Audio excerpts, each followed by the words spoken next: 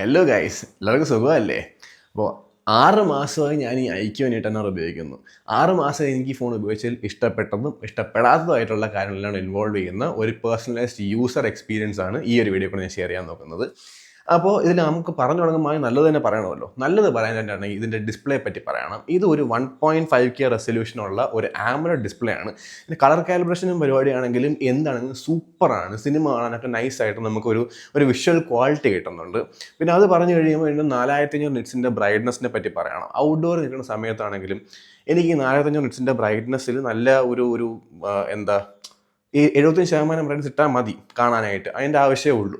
അങ്ങനത്തെ സ്കീം. പിന്നെ നൈറ്റിലോട്ട് പോവുകയാണെങ്കിൽ ഈ 3840 ഹെർട്സിൻ്റെ PWM ഡിമ്മിങ് വരുന്ന ഫോൺ അതിനെ കൊണ്ട് തന്നെ എനിക്കിതിൽ ബ്രൈറ്റ്നസ് കുറച്ചിട്ട് യൂസ് ചെയ്യുമ്പോഴത്തേക്ക് കണ്ണിൽ ഈ ഫ്ലിക്കറിങ് പരിപാടിയൊന്നും ഇല്ല സ്വാഭാവികമായിട്ടും. അത് കാരണം അപ്പോൾ ഈ കണ്ണ് കഴിക്കുന്ന പരിപാടിയൊന്നും നമുക്ക് നൈറ്റ് ടൈം കിട്ടത്തില്ല. അപ്പോൾ അങ്ങനത്തെ കുറച്ച് ബെനിഫിറ്റ്സ് എനിക്ക് ഡിസ്പ്ലേയിൽ നിന്ന് കിട്ടിയിട്ടുണ്ട്. പിന്നെ 140 ഹെർട്സ് റിഫ്രഷ് റേറ്റിൻ്റെ ഡിസ്പ്ലേ നമ്മൾ സ്വാഭാവികമായിട്ടും ആയിട്ടാണ് യൂസ് ചെയ്യുന്നത്. എങ്കിൽ പോലും ആ ഒരു റിഫ്രഷ് റേറ്റിൽ ഇതിങ്ങനെ ഒഴുകി കളിക്കുന്നത് നല്ല സ്മൂത്ത് ആൻഡ് ബട്ടറി എക്സ്പീരിയൻസ് നമുക്ക് കിട്ടുന്നത്.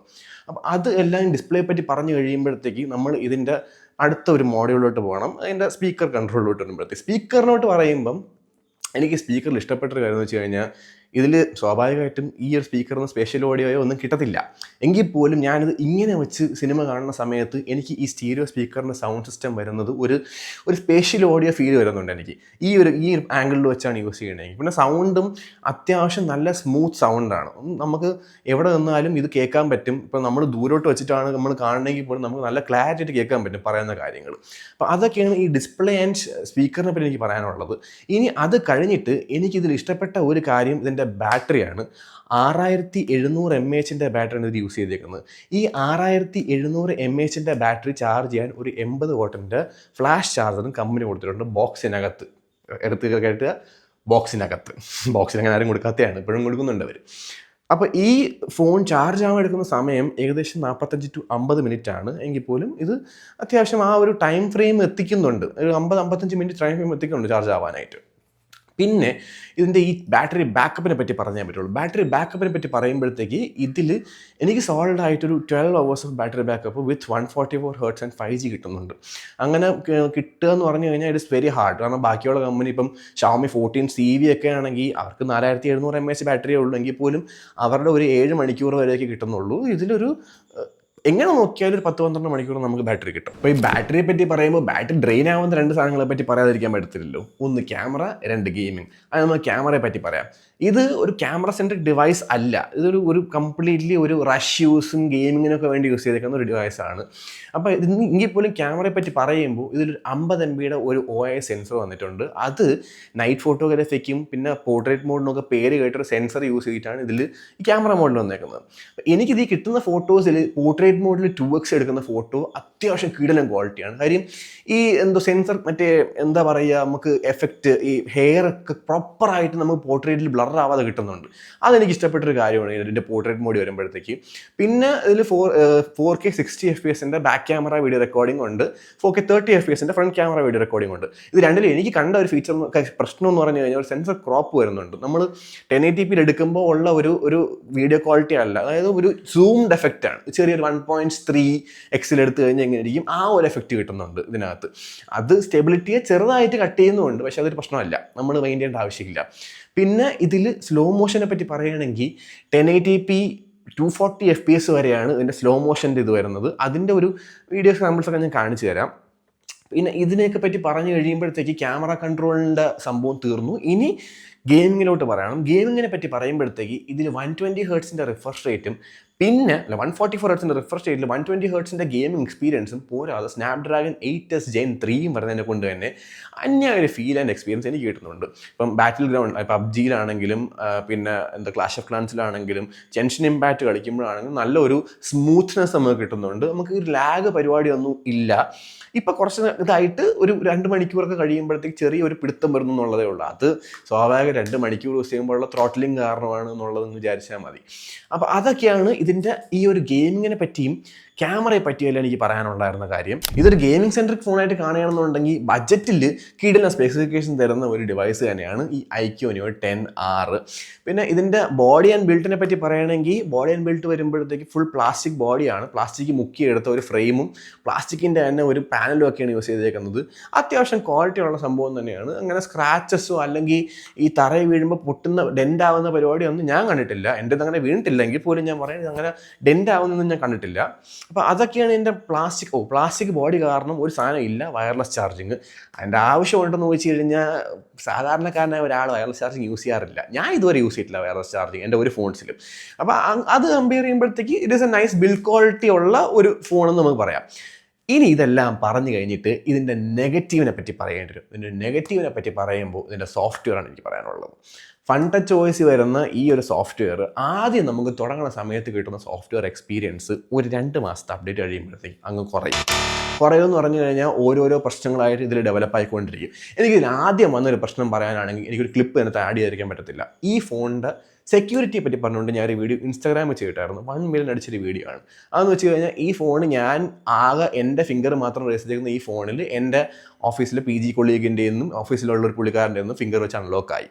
അതൊരു മേജർ ഇഷ്യൂ ആണ്. കാരണം എൻ്റെ കയ്യിൽ നിന്ന് എങ്ങാണ് ഈ ഫോൺ മിസ്സായി പോയി, എടുക്കുന്ന ആൾ കള്ളനോ ആരോ ആവട്ടെ അവൻ ഫിംഗർ വെച്ച് അൺലോക്ക് ആയി കഴിഞ്ഞാൽ എൻ്റെ പേഴ്സണൽ പ്രൈവസി എല്ലാം പോയില്ലേ. അങ്ങനെ നോക്കുമ്പോഴത്തേക്ക് ഇത് ഒരു പ്രശ്നമായിരുന്നു. ഇനി ഇപ്പം അറിയാൻ വയ്യ ഇപ്പം അതുണ്ടോ ഇല്ലെന്നുള്ള കാര്യം. ഇപ്പം ഞാൻ അങ്ങനെ ആർക്കും എൻ്റെ ഫോൺ കൊടുക്കാറില്ലാത്തതിനെ കൊണ്ട് ഞാൻ നോക്കിയിട്ടില്ല.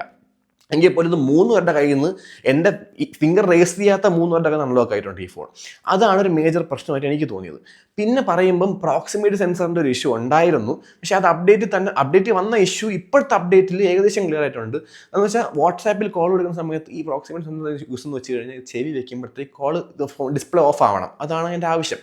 അപ്പോൾ വാട്സാപ്പിൽ കൊടുക്കുന്ന സമയത്ത് ഇത് ചെവി വെക്കുമ്പോൾ ഇത് ഓഫ് ആവാതിരുന്ന് ആഡ് കോളായിട്ട് വല്ലവർക്കും കോളൊക്കെ ആഡായി പോകുമായിരുന്നു. അപ്പോൾ ഇപ്പോൾ അത്ര പ്രശ്നമൊന്നുമില്ല, ചെറുതായിട്ട് ഇപ്പോൾ പ്രശ്നമുള്ളൂ. ആദ്യം ഉണ്ടായിരുന്ന അത്രയും വലിയ പ്രശ്നം എനിക്കിപ്പോൾ കാണുന്നില്ല.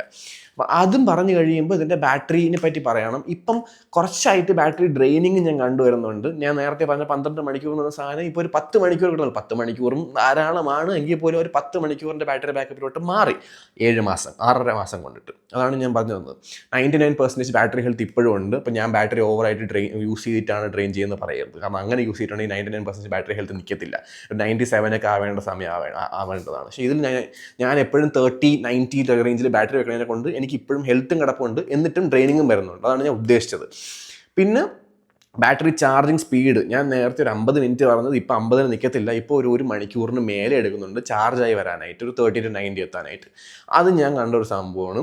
പിന്നെ പറയുമ്പോഴത്തേക്ക് ഇതിൻ്റെ ഒരു ഗെയിമിംഗ് എക്സ്പീരിയൻസിൽ എനിക്ക് ആദ്യം ഉണ്ടായിരുന്നതിൽ ഞാൻ പറഞ്ഞല്ലോ, അതിനുശേഷം 2 മണിക്കൂർ ഇപ്പോഴത്തെ അവസ്ഥയിൽ 2 മണിക്കൂർ അടിക്കുമ്പോൾ ഒരു ചെറിയൊരു ലാഗ് വരുന്നുണ്ട് ചെറുതായിട്ട്.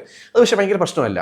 നമ്മൾ മറ്റേ പഴയ ഫോൺസിലൊക്കെ ഉള്ള പോലെ എനിമീസിൻ്റെ അടുത്ത് പോയി നിൽക്കുമ്പോഴത്തേക്ക് ലാഗ് ആവുന്ന പരിപാടിയൊന്നുമില്ല. ഏതെങ്കിലും ഒരു പോയിന്റിൽ ചെറിയൊരു ലാഗ് വരും, അത്രേ ഉള്ളൂ. അങ്ങനത്തെ ചെറിയ പ്രശ്നങ്ങൾ ഗെയിമുകളിൽ ഞാൻ കണ്ടു. പക്ഷേ അതൊരു ഇഷ്യൂ ഉള്ള കാര്യമല്ല. പിന്നെ പറയാനാണെങ്കിൽ ഇതിൻ്റെ ക്യാമറയെ പറ്റി പറയണം. ക്യാമറയെ പറ്റി പറയുമ്പോൾ ലോ ലൈറ്റ് പെർഫോമൻസിൻ്റെ പേര് കേട്ട ക്യാമറ ആയിരുന്നു. ഇതിൻ്റെ ലോ ലൈറ്റ് പെർഫോമൻസിലുള്ള കുറച്ച് ഫോട്ടോസ് ഞാൻ കാണിച്ചു തരാം. ലോ ലൈറ്റ് വരുമ്പോൾ ഗ്രെയിൻസ് ഭയങ്കരമായിട്ട് വരുന്നുണ്ട് ഇപ്പോഴത്തെ കണ്ടീഷനിൽ. അത് ഒരു ബുദ്ധിമുട്ടായി തുടങ്ങിയെന്ന് വെച്ച് കഴിഞ്ഞാൽ ഏകദേശം തുടങ്ങിയിട്ടുണ്ട്. കാരണം ഇപ്പം ഫോട്ടോഗ്രാഫിയിൽ എൻ്റെ മൂഡ് പോയി ഈ ഫോണിൽ, അങ്ങനത്തെ ഒരു അവസ്ഥയാക്കി. പിന്നെ പറയുമ്പോഴത്തേക്കും ഇതിൻ്റെ ബഗ്ഗുകളെ പറ്റി പറയാനുണ്ട്. ബഗ്ഗുകൾ ഓരോ അപ്ഡേറ്റ് വരുമ്പോഴത്തേക്ക് ഒന്ന് ഫിക്സ് ആവും, അടുത്ത പുതിയത് വരും, ഒന്ന് ഫിക്സ് ആവും, അടുത്ത പുതിയത് വരും. അങ്ങനെ കുറച്ച് ബഗ്ഗുകൾ വരുന്നുണ്ട് എനിക്ക് ഈ ഫോണിനകത്ത്.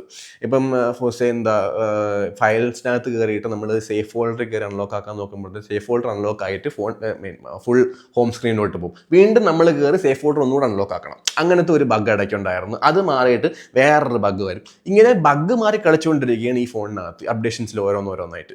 അതെനിക്ക് കണ്ട ഒരു പ്രശ്നമായിട്ട് തോന്നിയിട്ടുണ്ട്. പിന്നെ ഈ ഫോണ് എൻ്റെ കയ്യിൽ നിന്ന് 2 പ്രാവശ്യം സ്റ്റക്കായി നിന്ന് സ്വിച്ച് ഓഫ് ആയി ഒരു 5-10 മിനിറ്റ് സമയം എടുത്ത് റീസ്റ്റാർട്ടായ ഒരു പ്രശ്നം ഉണ്ടായിട്ടുണ്ട്.